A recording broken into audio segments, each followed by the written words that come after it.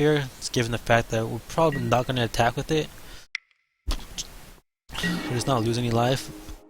Okay. That's good. Over Uprising, I like that. The question is, do we use this now?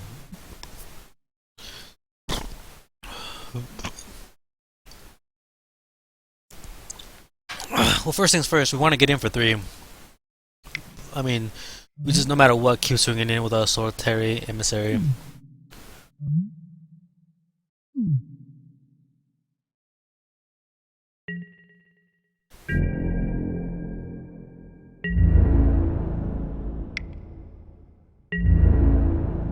He has no answer. That's good for us. And now he's actually dead next turn, given the fact that he's taking 1 damage from his Ifrit here.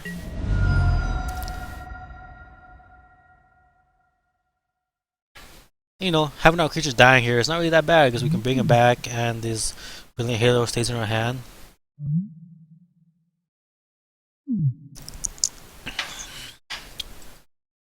So he needs answers here or he has to just concede. And he concedes, and that's the first match, and we won it. Woo! That was good. I mean, the fact that we were able to outrace another Weenie aggro deck, that's really good for us, because now, hopefully the next decks we play are just, you know, more controlling, and we just outrace them pretty bad. Whew! That felt good. First time doing Vintage Masters, we won the first match. Let's not get too excited here. That's just the first match, as just noted, so now we just gotta wait for the next match, and I can't tell if the round's about to start. No, I guess someone's still playing. 2 people are still playing. So, I'll be back in a bit once the next round's about to start. If you guys have any comments, please let me know. If you guys think I should have done anything differently, or you know, if you guys were watching the draft portion, if I should have got any other cards. But yeah, let me know what you guys think, and no one talks, and I'll just be back when the next round starts. Later.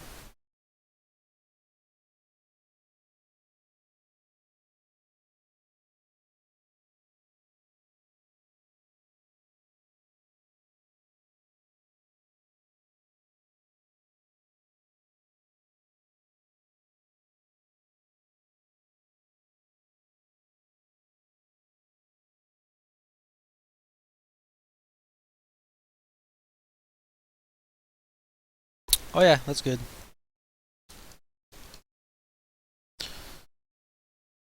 When someone mentioned I should show the deck that I'm playing in between rounds.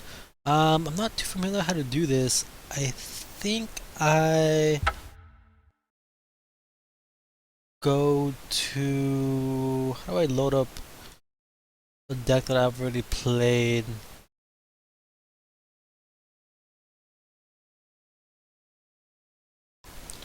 Let me ask. Do you know? I load up a deck.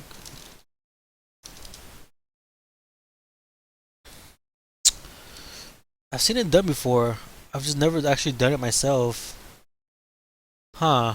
What about account history? Is that game history? What about deck history? Order history? No. Promo policy. Audience will input. Drafts are under the freeform tab. What do you mean by freeform tab? I don't understand that. Was that in collection? Is that what you mean? How do I load up a deck? Add a deck. Oh, freeform. Oh, okay. Oh. Pre-release. I'm guessing the newest one I just played. Constacar. Vintage. I think this would be in order. Actually, I don't see the deck I just played.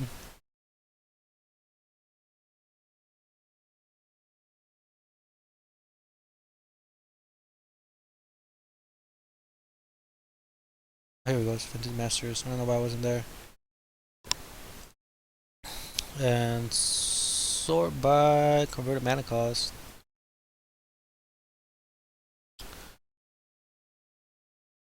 So everyone tuning in, this is the deck we ended up playing. Um, so after that first game, I kind of feel like maybe I should have played a few more creatures.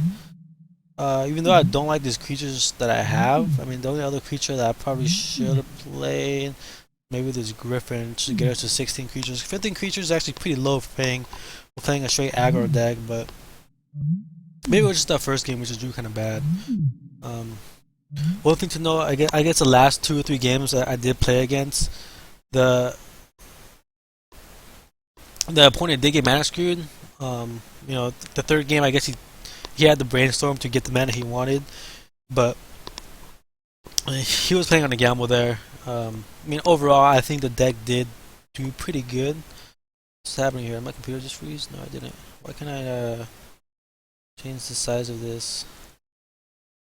Oh, Magic Online is shipping. Wait for program. Hopefully, whoa. Not sure what's happening here. I mean, everything seems to be happening fine for us. Wait for program to respond. Performance-wise, I mean, we seem to be in the clear. I'm not sure what is happening here. I mean, network-wise, we're definitely using a lot of the bandwidth that we can use. This is and stuff that we don't need. Abandoned ship. I don't want to close this program, but I guess it's what's gonna happen here. I'd rather close it now and reopen it than not close it, I guess, and just wait and just get screwed over pretty bad later. So let's disable this view. Alright. Come on, baby, don't screw me over, Magic Online. You beautiful piece of shit game that I love playing so much. Don't screw me over here. What? How do we start? Come on, baby. My computer is more than powerful enough to run this game and have a few other things happening. So it's not my computer. Alright, we're back in the match here. And it looks like next round hasn't started yet, so that's one thing to note. Don't go full screen. Open this up. Let's go back here. Let's go to collection. Let's open up the deck we're playing for any of you guys just tuning in. I apologize for that incident. I'm not sure why that just happened. Alright, so go back to mana cost. So the deck we're playing here is a primarily mono black with splash of white, weenie, aggro, and vintage masters. Our curve is actually pretty good. I mean, it's delivered low. I think we actually see statistics on this deck analyze. So you see our curve here. We curve out at we have 9 2 drops, 2 3 drops. We kind of go a little bit higher, but so we have a total of 7 cards over 2. So our curve is actually really low, and the rest of our cards, I mean, I guess not really. It doesn't show answers. That's good. We have 17 1 and 2 drops. And that's what we're trying to do here, is outrace our opponent. So one thing I realized after the draft already started in the first match is that we have a little bit of bad synergy with our paralyzed enchantments that just tap down an opponent creature, and also with our predatory Night Stalker. But I guess in my defense, one thing I could say is that we have enough low drops where we can get paralyzed in hand early enough with some carnophages on the board. Like I think that definitely outweighs the fact that if we do go into the late game and predatory Night Stalker does fall down, then yeah, it does suck because that we have paralyzed on the board and it's kind of useless. But I guess if we ever do get to predatory Night Stalker that late in the game, then we're kind of in a spot we don't want to be in anyways. If that makes sense. I don't know if I actually worded that right, but nonetheless.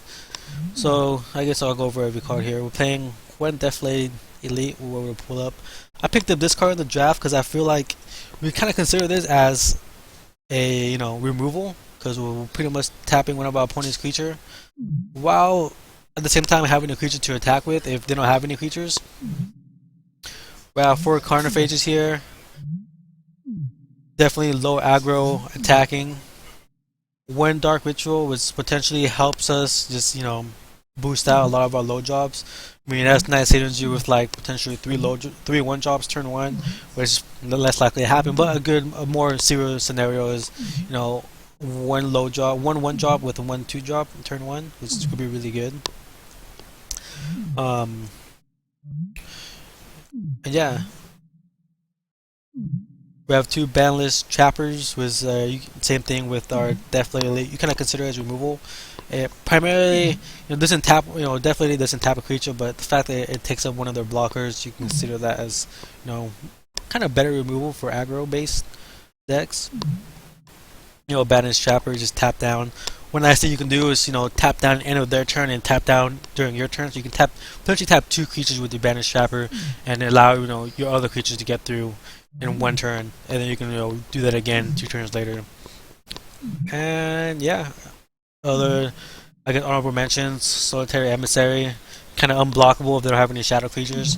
And if you can get, a Spinal Graft at any of your low drops early game, if they don't have an answer, you're pretty much bound to win by like turn 5, turn 6. Which I'm hoping is going to be the case when we play against a non-red deck, because red has so much burn that they're bound to have something that can target whatever creature you attach Spinal Graft to. So yeah, we actually didn't see any Kissildrexes in the first match. I'm very interested to see how this card plays off. They're potentially going to be hitting us in the face for a lot of damage, but at the same time hitting our opponent in the face for a lot of damage. So yeah, we got 1 Umbrook Uprising, which I think is actually really good. I mean, 2 would have been too many. 1 is just the right number, because if the game does go to, if we do get to a point where we have 5 land, bringing back 2 of our cards, even if it's just 2 of our winnies in our graveyard, is good, because there's more threats, and it cycles, just draws a card. That's always nice to mention. And yeah, I mean, this actually is taking a little bit longer. So the Brilliant Halo, I did have it in the deck, and the last second I kind of decided it wasn't worth it. Why did I not play it? I didn't play it because I think I like Spinal Graft a lot more. I mean, I want to go with as much power as possible. The toughness is a lot less relevant. So the +1/+2. I mean, I guess the fact that it keeps coming back into your hand, no matter if your creatures are dying, is actually really relevant. I can definitely see an argument for having Brilliant Halo in main board. While I was sideboarding, while I was creating the deck, I think I outweighed Spinal Graft a little more than Brilliant Halo. And I definitely want to, all the creatures I'm playing, I want to play, so it would have to be, replace Brilliant Halo with something else. The case could have been a Paralyze. Yeah, you know what, now that I think about it, I think it would have actually been better playing Paralyze over Brilliant Halo.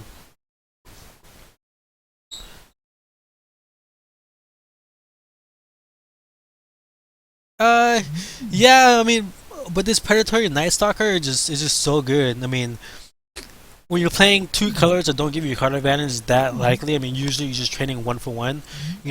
Getting any card that gives you a 2 for 1 trade, which Predatory Night Stalker usually does, is a card you usually want to be playing in your deck. Like, I think the fact that this can potentially trade 2 for 1 definitely outweighs the fact that Brilliant Halo, I guess never really trades, even as long as you actually get it onto a creature.